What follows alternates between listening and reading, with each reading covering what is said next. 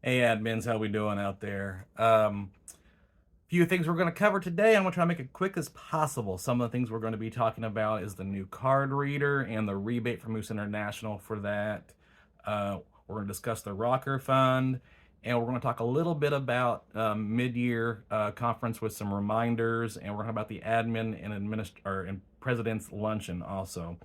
So that's what's coming up. First thing I want to discuss. As many people know, there's some rumors going around, and I just want to make sure that as of today, we understand that Rusty Shields is no longer the 990 chairman and the training coordinator for the association. He is also no longer my assistant territory manager. So lodges, chapters, and Moose Legions that are contacting him for QuickBooks type stuff and procedures and talking about 990s, that doesn't go to him anymore. And I know that we're coming up on 990 season here fairly soon. I'll be here before we know it.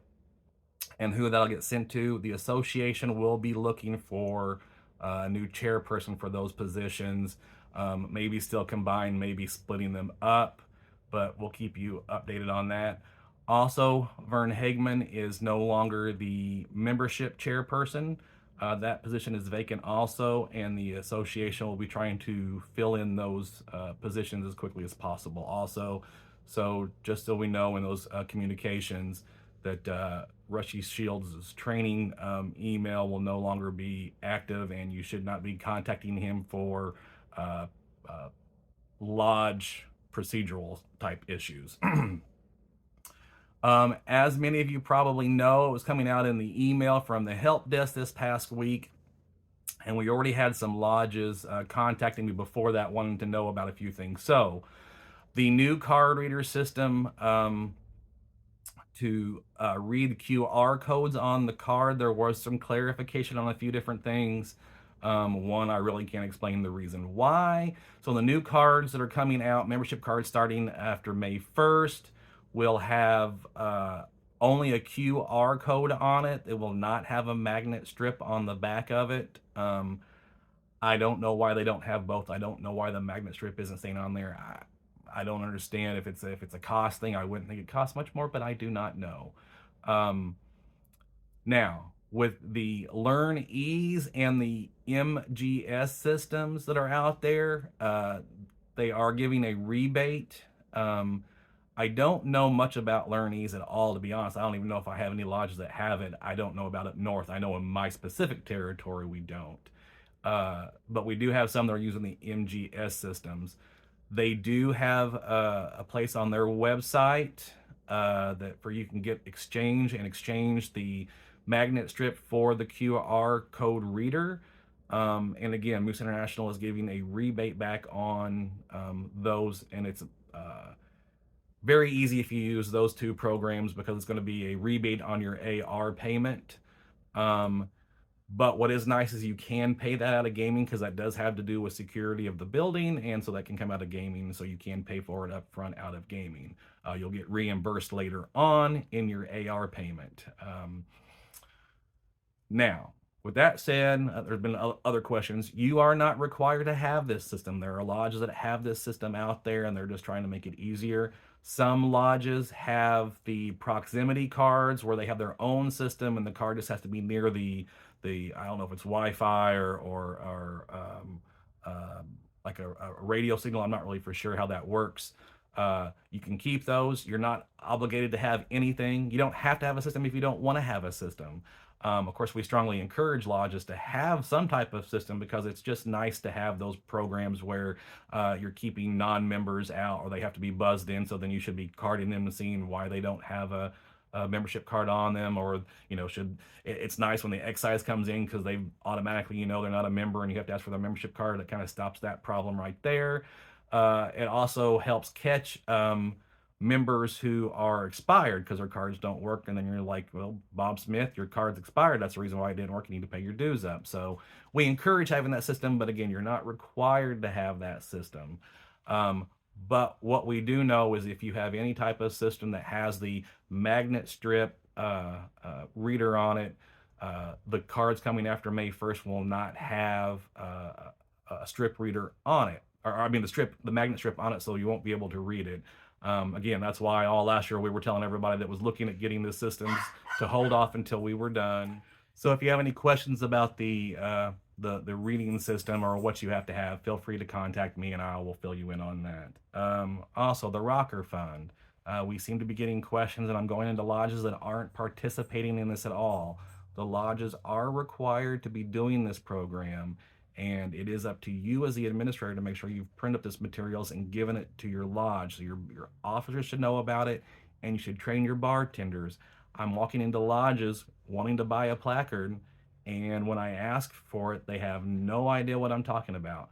That's up to you to make sure those people are being educated and are pushing them. They should be trying to sell them, and not many people say, well, this is one more way for Moose International to want money. Well, first of all, it's for Moose Charities, but this program is a great way to get the word out. So when you're saying, hey, do you want to buy a placard for Moose Heart, Moose Haven for the Rocker Fund? And they say, well, what's that for? It's a good time for officers and bartenders, any staff, any volunteers to be educating the membership and saying, hey, this is for our Moose Heart, which is our campus up in Chicago, and explain what that is, or that it's for Moose Haven and explain what that is. And it's a great way to help brand the Moose and for people to understand that we are more than just a bar. Again, everybody should be doing this program. The placards, the packet that explained everything, plus had the placards to be printed up, were emailed twice by Moose International in your help desk communications. I did it twice. And you can also go to the Moose Charities website and go under volunteers for fundraising kits, and it's under there. So there's no reason why we don't have those and are using them. Again, I'm going out on the road, and I'm going to start harping a little bit more when I'm walking into a lodge and don't see them at all. We should be doing them, and I should at least be in C9 or 10, because all the officers should be automatically putting $1 in, putting their name on there, and setting the example. Also, for mid-year conference, that's a couple weeks away, and it's coming up, and it'll be here before we know it. We need to make sure that we're save yourself some money, register for those early, get the form. The form's on the Facebook page. The form's been mailed out or emailed to the lodges by myself and by the state secretary, Dick Schuyler. You guys should have copies of those. You should have copies of those for your members. Do it early, save some money. Also, the question that was sent out from the state president, sending out that the presidents and administrators are required to be at that luncheon. They are required. Now, I understand some administrators or presidents may not be there. If they're not going to be there, that's fine. It's not, the lodge will not be put in bad standing or be in trouble for them not being there. But what we don't want to see is those individuals, administrators or presidents that are there that day and then did not show up for that luncheon. That luncheon is a way for the association to say thank you for what you've done, to give out some information. It's a good time for some good Q&A, because you won't have a bunch of lodge officers or just general membership there, and it's a good time in a group to have discussion and questions because you're amongst other presidents and administrators.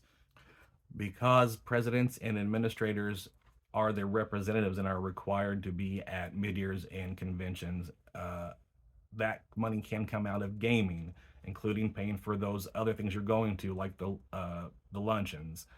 Now, every lodge handles that a little bit different, and I'm asked how we're to be paying for that. Some lodges have already written the check out of their lodge funds for the registration, which is perfectly fine. Then some lodges have credit cards and are putting all the expenses on that, and then the lodge is paying for it directly. Some lodges don't have that. If you are an administrator or president that's coming and getting that stuff covered for, but the lodge isn't paying for it up front, please keep all of those receipts. Do it as one invoice, because what we don't want to see is 5 checks being written out of gaming to Bob Smith for, one for gas, one for hotel, one for meals. Put them all together and have one invoice and put on there, that's for mid-year conference, that's for the state convention, and then it's much easier for gaming to keep track of that if they should walk in.